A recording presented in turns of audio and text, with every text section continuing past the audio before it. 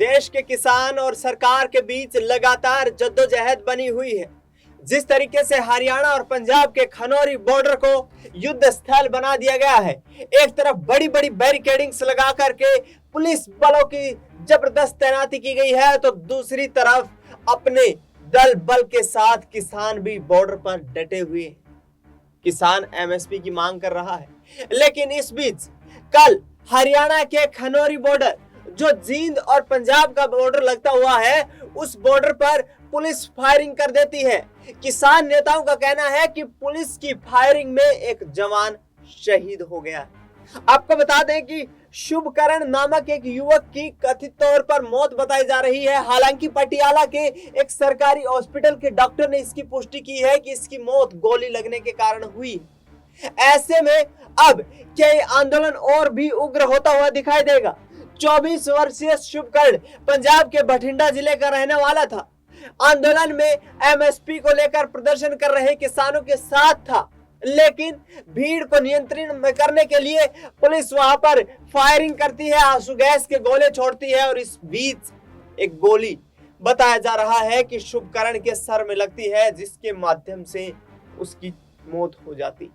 आपको बता दें कि ये वाकई एक निंदनीय और हृदय विदारक तस्वीरें थी, जिसके बाद किसान संगठन और भी ज्यादा उग्र होते हुए दिखाई दिए।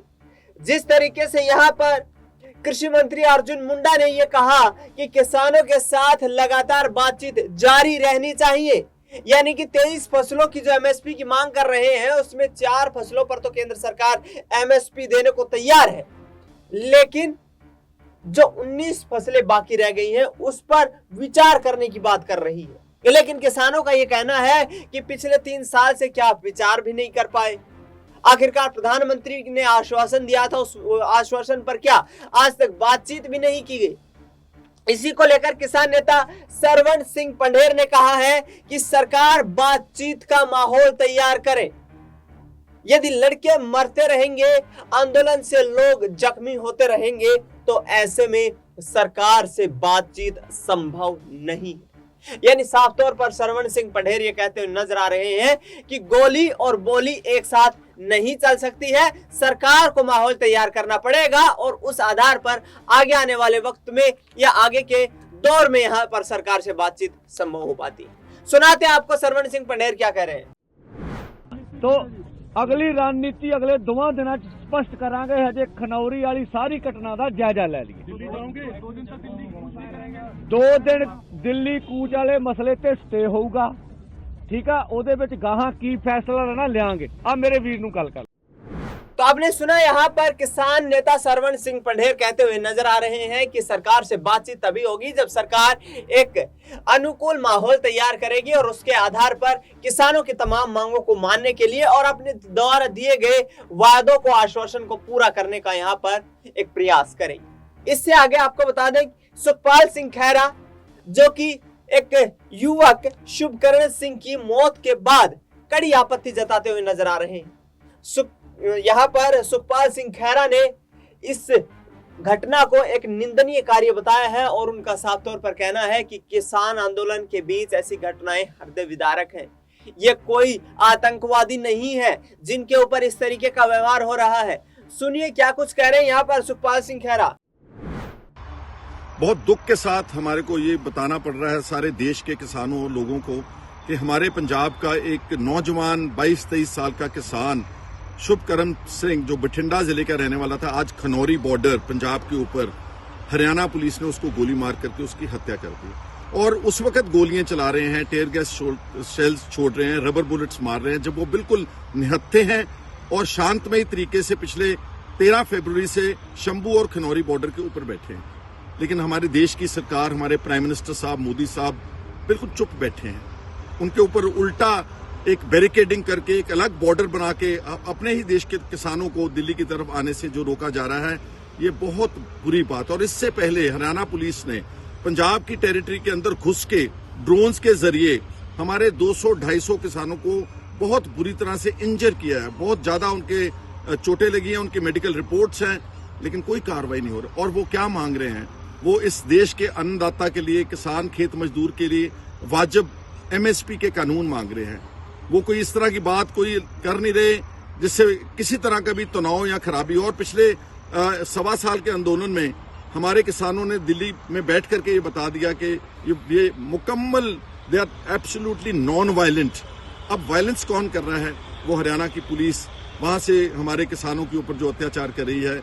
आज उस जो नौजवान मरा है, हमारी मांग है कि प्राइम मिनिस्टर साहब आप उनको खुद इंटरफेयर करना चाहिए। जो गिल्टी पुलिस ऑफिसर्स हैं उनके खिलाफ 302 का मुकदमा होना चाहिए। जो 200-250 किसान इंजर किए उनके खिलाफ, गिल्टी पुलिस ऑफिसर्स के खिलाफ कार्रवाई होनी चाहिए। और ये किसानों को पीसफुल तरीके से दिल्ली में कोई जगह एलोकेट कर दे, वहां पर बैठ करके वो अपनी बात कहेंगे। और एमएसपी जो एक लीगल गारंटी प्रॉमिस किया था बीजेपी ने पिछली बार, और जो इनका कर्जे की बात है, एक तरफ आप 15 लाख करोड़ रुपया कॉर्पोरेट का तो माफ कर रहे हैं, लेकिन गरीब किसानों का, जो करोड़ों किसान के परिवार हैं, उनका किसी ने कर्जे की बात नहीं सुनी। याद रहे कि यही किसान जो हैं, इनके ही बच्चे बॉर्डर्स के ऊपर चाइना के खिलाफ, पाकिस्तान के खिलाफ लड़ते हैं, मरते हैं।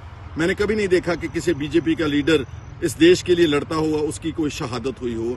तो उम्मीद करते हैं कि प्राइम मिनिस्टर साहब खुद इस बार उठेंगे, हमारे किसानों के साथ बात करेंगे, क्योंकि हमारे किसान बिल्कुल जैसे बोल रहा हूं कि निहत्ते वहां पर इस मौसम में सड़कों के ऊपर पिछले 7 दिन से बैठे हों और अपनी जायज और लेजिटिमेट जो उनकी डिमांड्स हैं उसको पूरा करवाने के लिए आंदोलन कर रहे हैं।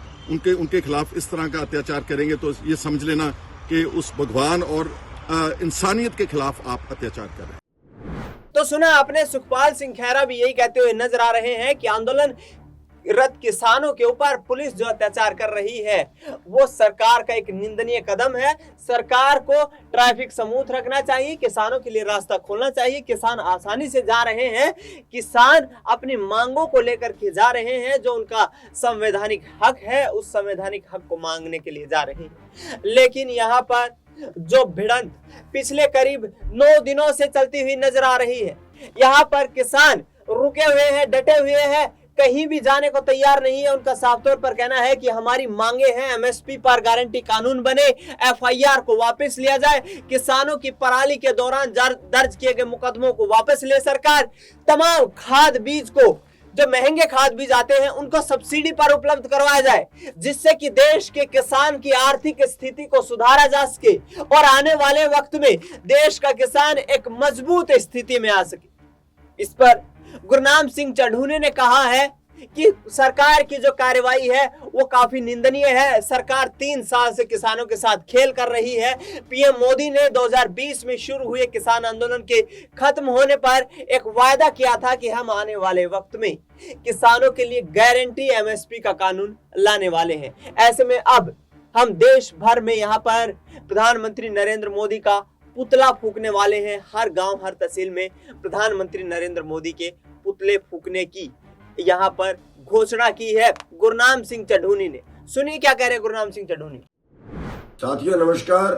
साथियों, जो किसान आंदोलन चल रहा है उसमें जो है हमने सहयोग करना है, और उसमें जो आने वाली 22 तारीख है, यानी कि परसों को 22 तारीख को सभी तहसीलों के अंदर भारत के जो प्रधानमंत्री है मोदी जी हैं, उनके पुतले फूकने हैं रोज स्वरूप, कि वो किसानों की बात नहीं मार रहे हैं और किसानों को लगातार टरकाए जा रहे हैं।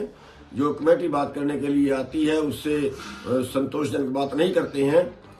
तो परसों को 22 तारीख को 11 बजे पूरे हरियाणा में सभी तहसीलों पे जो है वो मोदी के पुतले फूकने हैं। तो मेरा सभी अपने कार्यकर्ताओं से अनुरोध है, सभी संगठनों से, हरियाणा के सभी किसान संगठनों से अनुरोध है कि ज्यादा से ज्यादा तहसीलों पे इकट्ठे हों और 11 बजे मोदी का पुतला बना के सभी तहसीलों के ऊपर उसको फूके और अपना रोष प्रदर्शन करें, और उसके साथ ही ज्ञापन दिया जाएगा जो कल बना के आपको वायरल कर दिया जाएगा। सबका धन्यवाद।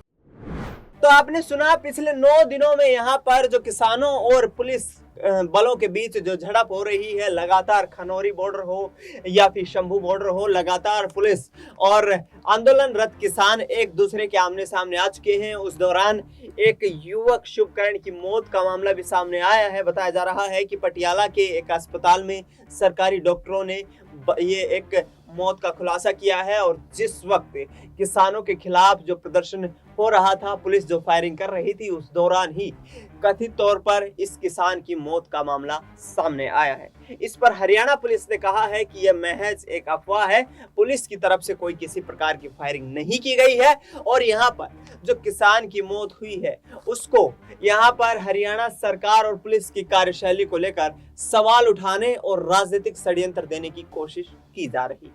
फिलहाल जब किसान लगातार डटा हुआ है, उनका कहना है कि बोली और गोली एक साथ नहीं हो सकती, यानी कि सरकार को एक ऐसा माहौल तैयार करना होगा जिससे कि शांतिपूर्ण किसान जो आंदोलन कर रहे हैं उनके साथ बातचीत का रास्ता तैयार करे और अपनी तमाम मांगों को यहाँ पर मांग कर किसानों की जो एमएसपी देने पर गारंटी कानून बनाए और तमाम मांगों को यहाँ पर सरकार मानने का काम करे। फिलहाल मुझे दीजिए इजाजत, नमस्कार।